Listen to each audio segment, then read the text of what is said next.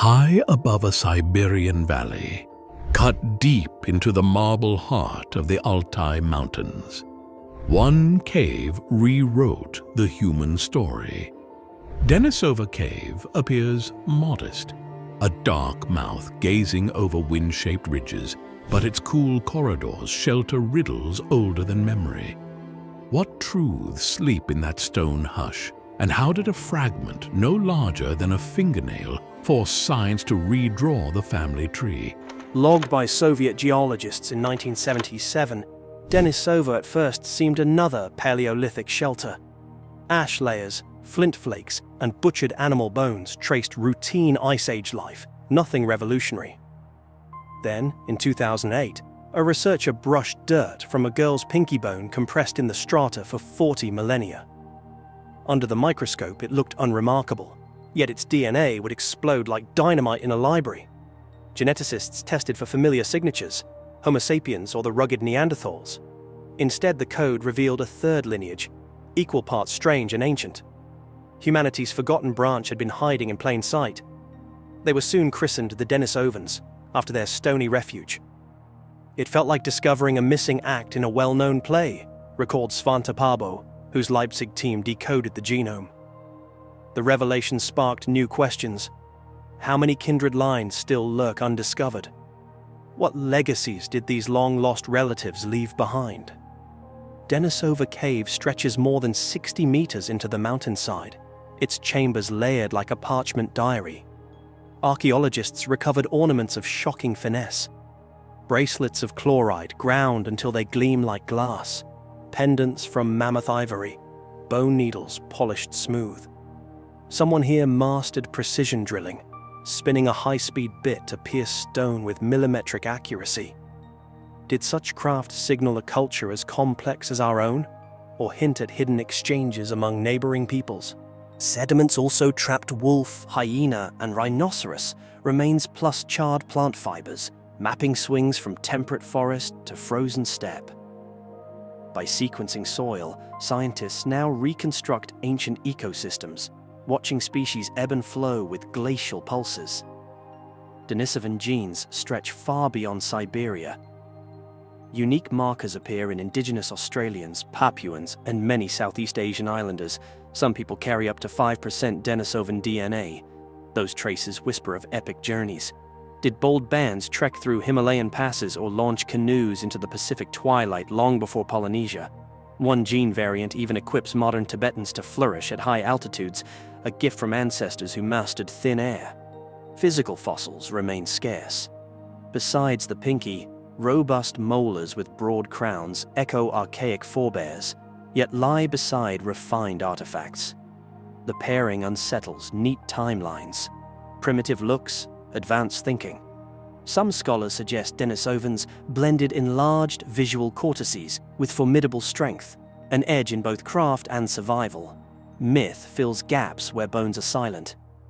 Altai tales speak of stone giants teaching metalwork before vanishing into peaks. Could dim memories of Denisovans haunt these legends? Mainstream science stays cautious, yet the resonance intrigues. The cave also rekindles debate over cultural exchange. Nearby sites show Neanderthals and early modern humans living within trekking distance. Layers overlap, implying valleys where three intelligent species jostled for hunting grounds, perhaps even swapped stories. A jawbone found in 2012 carried mixed ancestry, Neanderthal mother, Denisovan father. Proof our bloodlines are braided cables, not isolated wires. Every find deepens mystery. How large was the Denisovan population? Did they fade from competition, climate, or absorption? Modern digs deploy ground-penetrating radar and ultrafine radiocarbon dating, chasing whispers in dust trapped under fallen stalagmites. Some sediment lenses, barely a centimeter thick, reveal seasonal visits, as if nomadic bands returned like migrating cranes. Contrast Denisova with France's Lascaux. One shouts through ochre horses, the other murmurs via jeans and lapidary jewelry. Both display creativity blazing in Pleistocene minds.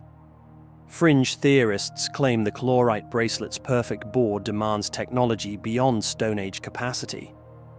Others tout unknown seafaring feats to explain far-flung DNA. Mainstream archaeologists counter with plausible wooden lathes and population bottlenecks. Debate thrives because evidence is tantalizingly thin. Denisovan influence still matters medically. Researchers probe their DNA for clues to immunity, metabolism, and altitude resilience, lessons potentially valuable against future pandemics.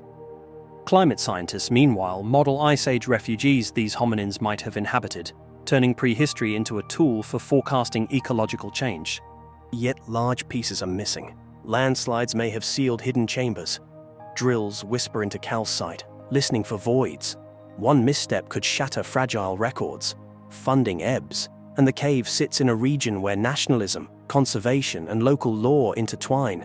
Imagine the Altai 50 millennia ago. Aurora ripples across spruce canopies. In the cave mouth, firelight flickers over skins and stone beads. A Denisovan artisan feeds sand into a sinew-driven drill, polishing a bracelet that will gleam brighter than modern gemstones.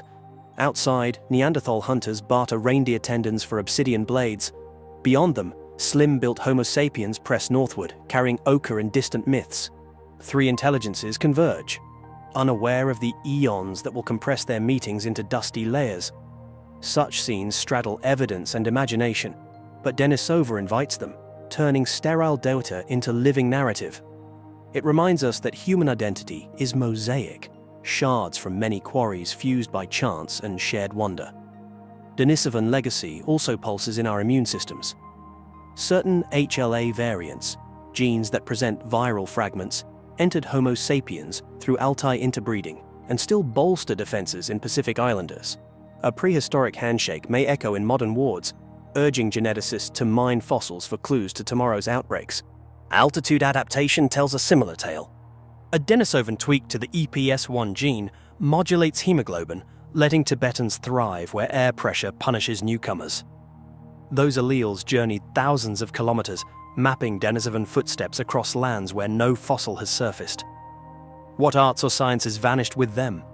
Did they chart the moon, mourn the dead with song, count seasons on etched bone? Perhaps the next sift will yield a flute or a plaque of stars. Until then, we balance evidence against wonder, peering through a keyhole at a vanished world. For now, Denisova Cave stands both monument and question mark. It says discovery is not over. Prehistory still hides corridors of surprise. It whispers that the tale of humankind is broader, stranger, and more intertwined than textbooks dared suggest. Deep within its echoing heart, past and present clasp hands, urging us to keep digging and keep listening. And while the mystery of the non-human DNA still leaves scientists baffled, it's not the only enigma hidden beneath the earth. Just when we thought we had uncovered every chapter of our past, a newly discovered cave has revealed something even more astonishing. A lost civilization with no trace in any historical record. What else have we missed, buried in the shadows of time? A patch of remote land in Odisha, overlooked and overgrown, was being cleared for a routine infrastructure project. Nothing remarkable, until someone noticed an unnatural arrangement of stones peeking through the dust. At first glance, it looked like nothing, but for a trained archaeologist, it was a heartbeat, soft, ancient, and unmistakably human. Excavations began quietly, cautiously, but within weeks, that whisper grew louder. Clay tablets surfaced, their markings strange and unreadable. Granaries emerged, intact. Foundations traced the lines of what once had been homes, shrines, and workshops. The deeper they dug, the louder the story became. What they found was staggering. Not a village, not a settlement, but a city. And not just any city, one more than 3,000 years old. A metropolis hidden from history, sophisticated, vast, and completely unknown to modern civilization. This newly unearthed city, nicknamed the Nilkanth settlement after a nearby river, rewrites what we thought we knew about ancient India. The layout revealed meticulous planning. Wide roads intersected at precise angles, bordered by what was once a drainage system. Residences were built facing the cardinal points. The design wasn't random, it was deliberate. Someone, long ago, understood architecture, engineering, astronomy. Inside crumbling walls, tools made from copper and iron lay untouched. Furnaces hinted at advanced metallurgy. Reservoirs and aqueducts told of controlled water systems. This was no backwater outpost. It was a hub, a city that may have thrived when the Indus Valley was breathing its last. And then came the figurines, terracotta sculptures in meditative poses, crafted with astonishing detail. Nearby, beads of lapis lazuli shimmered like forgotten stars against the dust. From these artifacts rose the portrait of a people both practical and poetic. Builders, yes, but also artisans, astronomers, storytellers. Still, something didn't add up. This culture didn't mirror any known historical tradition. It wasn't Vedic. It wasn't Indus. It was something else. The answer may lie in the city's isolation. Tucked between dense forest and twisting rivers, the site had been protected by nature herself. Over thousands of years, erosion and vegetation slowly sealed it away. Local folklore spoke of a cursed city beneath the Snake Hills, a legend most had long dismissed. Until now.